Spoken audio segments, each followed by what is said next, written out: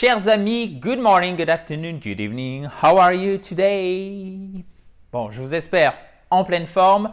C'est déjà la partie numéro 3 du guide des couleurs. Je voulais aller un petit peu plus loin, vous le comprendrez, j'en suis sûr, que le blue, red, green, gray, etc.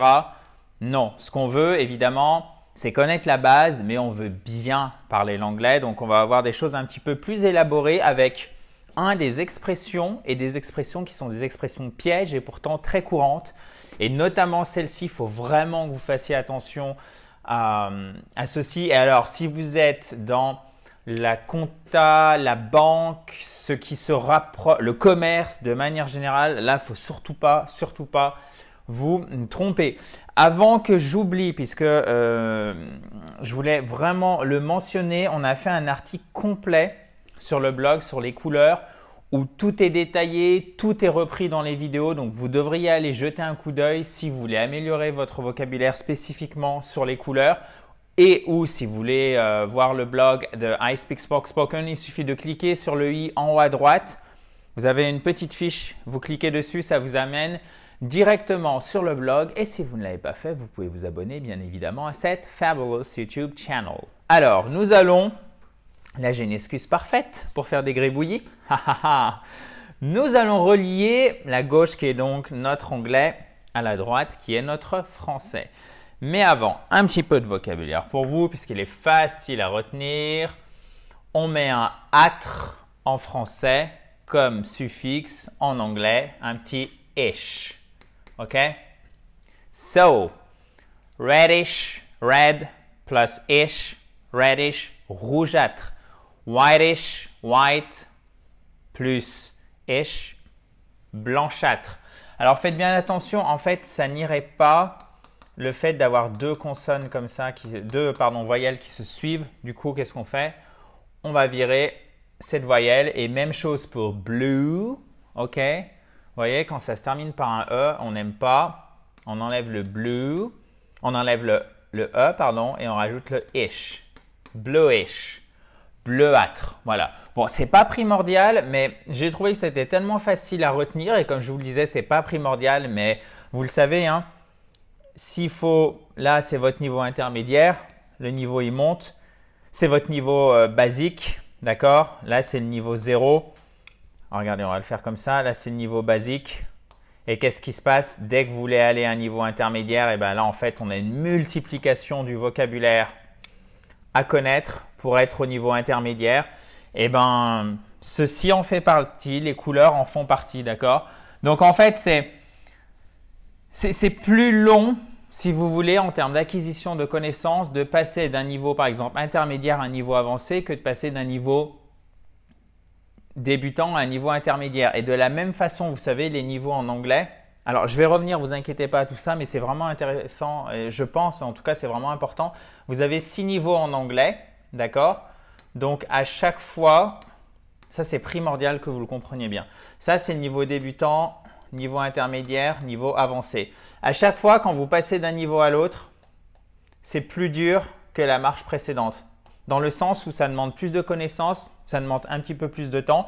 Et ce qui fait qu'au début, en plus, on est tout feu, tout flamme, on progresse super vite et très vite, on est ralenti dans notre progression. Et là, on a une espèce de frustration qui s'ajoute à une sorte de traversée du désert où on a l'impression de ne pas vraiment progresser. Et c'est le cas de la plupart d'entre vous qui, par exemple, être entre le niveau A2 et le niveau B1.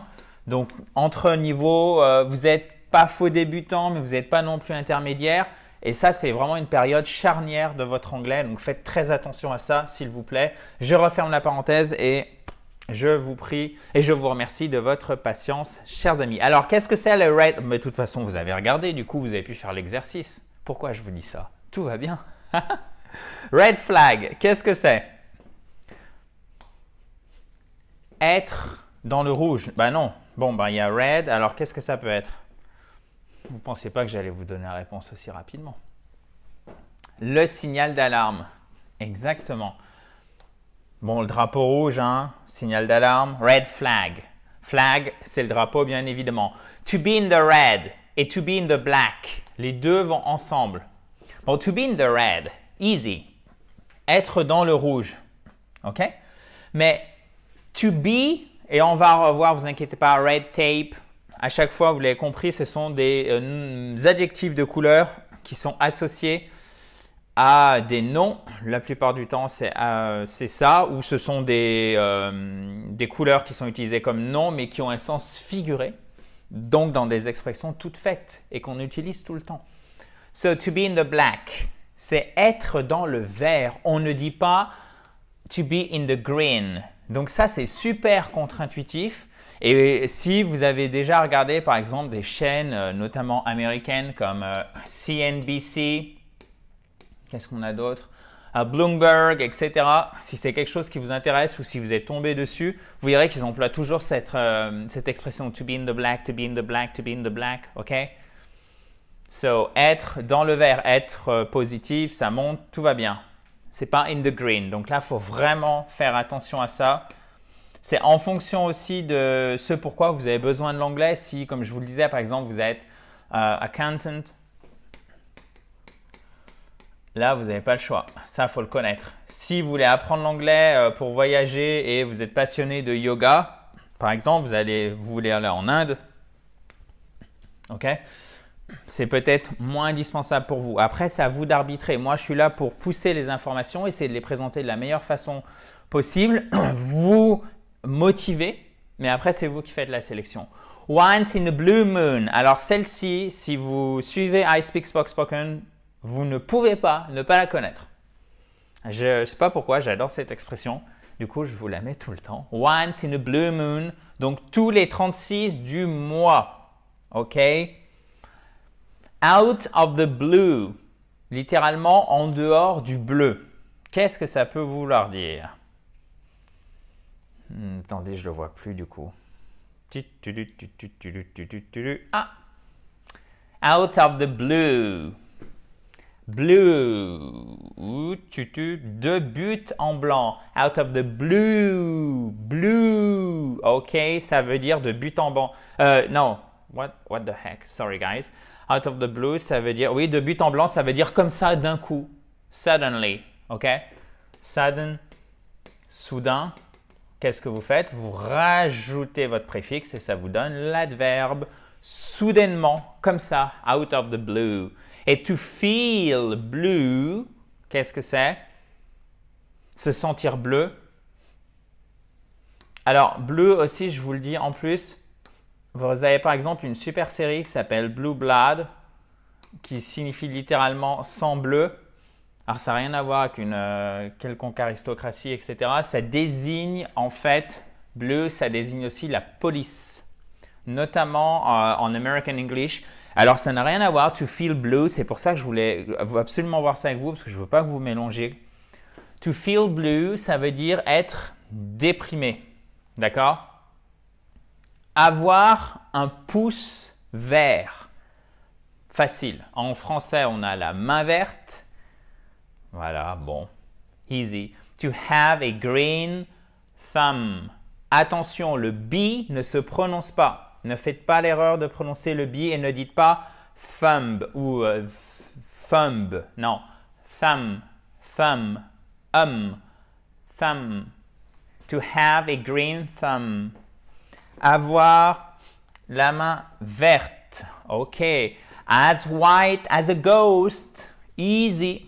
Être blanc comme un what? Comme un fantôme en anglais, ou ghost.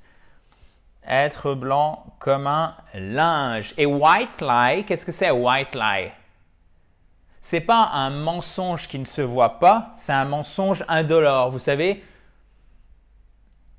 c'est toutes ces petites choses où parfois on ne dit pas exactement la vérité, mais ça n'a aucune conséquence. Alors évidemment, ce n'est pas toutes les 5 minutes, quoique ça dépend des personnes, bien évidemment. Mais il y a plein de choses où, par exemple, vous parlez à un enfant et vous pose une question et vous savez qu'il faut répondre de manière positive. Eh bien, c'est white lie, tout simplement. C'est vraiment inoffensif. A white lie. OK? On a silver platter. Alors, ça, c'est sur un plateau, en fait. J'ai oublié d'argent. Et c'est pas plate. Plate, c'est l'assiette. OK? guys. Je trouve que j'ai pas trop gribouillé aujourd'hui. C'est nickel. So, on a silver platter. Sur un plateau d'argent. Le but du jeu, comme d'habitude, c'est de pouvoir déjà comprendre lorsque vous les rencontrez ce qu'elles signifient. De comprendre que par exemple, to feel blue, ça veut dire être déprimé. Ça ne veut pas, par exemple, se sentir joyeux. Savoir que to be in the black, parce que black, parfois, et même souvent, c'est associé à quelque chose de négatif dans, je ne sais pas si je peux dire dans la culture francophone, mais vous voyez, ce n'est pas la couleur la plus positive du monde, même si elle peut être très élégante, etc. Ça dépend de quel domaine on parle. Mais du coup, on peut se tromper et faire un énorme contresens parce que to be in the black, en fait, c'est quand même très bien. Ça veut dire être dans le vert. Donc, méfiez-vous. D'autant plus que le contraire est symétrique au français. To be in the red, être dans le rouge, etc., etc. OK? Donc, si vous avez des questions, vous n'hésitez surtout pas. Si vous voulez aller faire un tour sur le blog d'I Speak Spoken et de voir tous les articles qu'on met en ligne qui d'ailleurs ne sont pas toujours, même souvent, qui ne correspondent pas à des vidéos YouTube, notamment beaucoup de choses sur les temps en anglais. Allez faire un tour en cliquant en haut à droite. Même chose, si vous ne l'avez pas fait, vous pouvez aussi récupérer votre kit complet pour vous mettre ou pour vous remettre à l'onglet. Il arrive directement dans votre boîte email. C'est parfait pour en introduction, d'accord? Si vous êtes nouveau, notamment sur la chaîne YouTube. Il fait 37 pages et il est gratuit. Donc profitez-en. Si vous avez des questions, des remarques, vous mettez ça juste en dessous et on continue demain. Toujours how et pas oh, how dans la joie et la bonne humeur. Bye bye!